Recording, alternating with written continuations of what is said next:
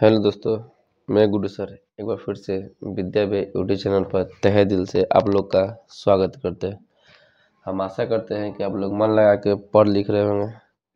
चलिए आज हम आप लोग देखेंगे चैप्टर नंबर 8 एनसीईआरटी का त्रिकोणमिति का परिचय, इंट्रोडक्शन ऑफ त्रिकोणमिति। आइए हम इसके बारे में पहले सीखेंगे। त्रिकोणमिति के परिचय में क्या क्या इस चैप्टर में सीखेंगे उसके बारे में जानेंगे। पहला है त्रिकोणमिति के बारे में जानेंगे, मतलब त्रिकोणमिति क्या है, कहते किसको है, उसका उद्देश्य क्या है, उसका पढ़ने का मेरा मकसद क्या है।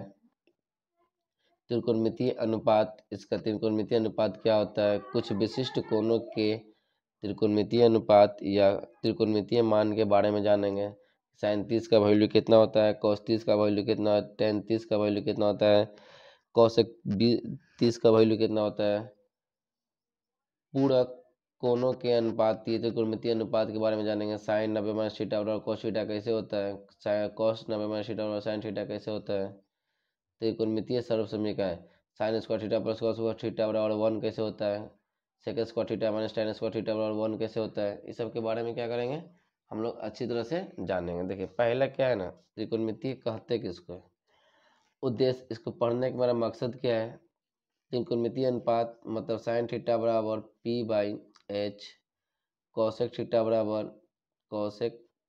बी बाई एच, इसके बारे में जानेंगे। कुछ विशिष्ट कोणों के अनुपात या उसके मान, जैसे साइन 30 का मान क्या होता है, साइन 60 का मान क्या होता है, साइन 90 का मान क्या होता है, कॉस 0 का मान क्या होता है। पूरक कोण मतलब साइन साइन 90 माइनस थीटा बराबर क्या होता है, कॉस 90 माइनस थीटा बराबर क्या होता है। सर्व समीकरण मतलब sine square theta plus cos square theta बराबर 1 कैसे होता है। इसके बारे में हम सब इस सब चैप्टर में जानेंगे। अब आइए, त्रिकोणमिति किन किन शब्दों के मिलने से बना है।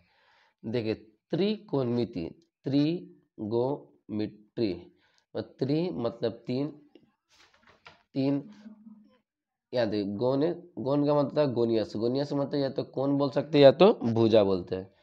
मेट्रॉन का मतलब होता है मापना, किसी मतलब त्रिभुज के तीनों भुजाओं का मापना है, उसे क्या होता है, त्रिकोणमिति कहते हैं। आइए, त्रिकोणमिति शब्द ग्रीक भाषा है, कैसे लिया गया है, ग्रीक भाषा के मिलने से हुआ है। यह तीन शब्दों से मिलकर बना है, जिसमें त्रि का अर्थ तीन होता है, गोनियस का अर्थ कोण या भुजा होता है, तथा मेट्रॉन का अर्थ मापना होता है। ये तीन शब्दों के मिलने से बना है। देखिए कौन कौन सा शब्द है, त्रिगोनियस, मेट्रॉन, इस तीनों के मिलने से त्रिकोणमिति का क्या हुआ है, त्रिकोणमिति का निर्माण हुआ है। अतः हम लोग कह सकते हैं, अतः त्रिकोणमिति शब्द का अर्थ त्रिभुज की माप होती है। त्रिकोणमिति का मतलब क्या होता है, त्रिभुज की माप होती है। अब आइए, किसी त्रिभुज के 6 अंग होते हैं, किसी त्रिभुज के 6 अंग होते हैं, जिसमें देखिए एक त्रिभुज हम बनाते हैं। देखिए तीन कोण, तीन भुजा, तीन कोण तीन भुजा होते हैं। इसमें देखिए एक अंग, दो अंग, तीन अंग, चार अंग, पांच अंग, छह अंग। तो वही बोला गया है कि त्रिकोणमिति त्रिभुज के 6 अंग होते हैं, 3 गो कोण होते हैं और 3 भुजा होते हैं। पूछा जाएगा त्रिभुज में कितने अंग होते हैं, 6 अंग होते हैं। कितने कोण होते हैं, 3। कितने भुजा होते हैं, 3।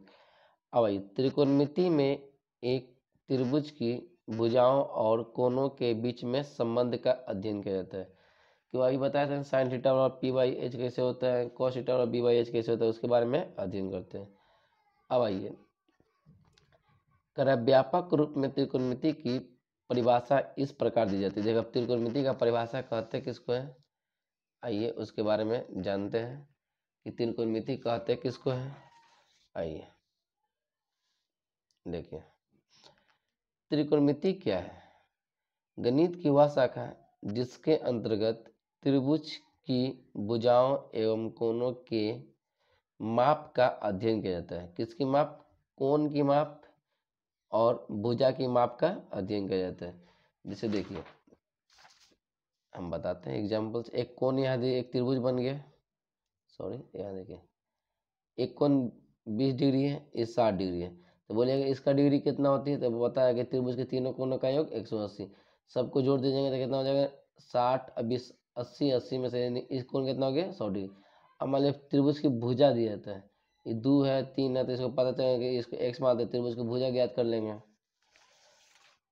को इस त्रिभुज के बारे में यानी त्रिकोणमिति में बोला जाए कि किसकी अध्ययन की जाती है, तो बोलिएगा भुजा और कोण की अध्ययन किया जाता है। अब आइए इसका उद्देश्य क्या है।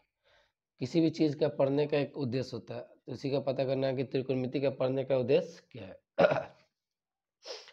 देखिए त्रिकोणमिति पढ़ने का क्या उद्देश्य है, इस पाठ में मतलब इस बुक में एनसीईआरटी में के पढ़ने के बाद आप इन बातों को जान सकेंगे। पहला बात कि एक समकोण त्रिभुज के निम्न कोणों के सापेक्ष उसकी भुजाओं के परस्पर अनुपात को लिख सकते हैं। ये बता दें साइन थीटा और पी बाई एच होते हैं, उसके अनुपात को लिख सकते हैं। दूसरा देखिए, समकोण त्रिभुज के कोणों और भुजाओं को ज्ञात कर सकते हैं, उसकी भुजा को और कोण को ज्ञात कर सकते हैं। जब कुछ भुजाएं और त्रिकोणमितीय अनुपात की जानकारी हो, हम आगे आपको बताएंगे कैसे कैसे जानकारी होगी, तो एक दो जानकारी रहेगा तो एक निकाल सकते हैं पाइथागोरस प्रमेय से। देखिए त्रिकोणमितीय अनुपात के बीच संबंध को लिख सकते हैं, ये बताया था ना sine theta plus cos theta बराबर क्या होता है, इसके बारे में लिख सकते हैं। त्रिकोणमितीय सर्व समीकरणों को स्थापित कर सकते हैं, वही हुआ है, उसके लिख सकते हैं साइन स्क्वायर थीटा बराबर 1 माइनस कॉस थीटा, सर्व समीकरणों को लिख सकते हैं।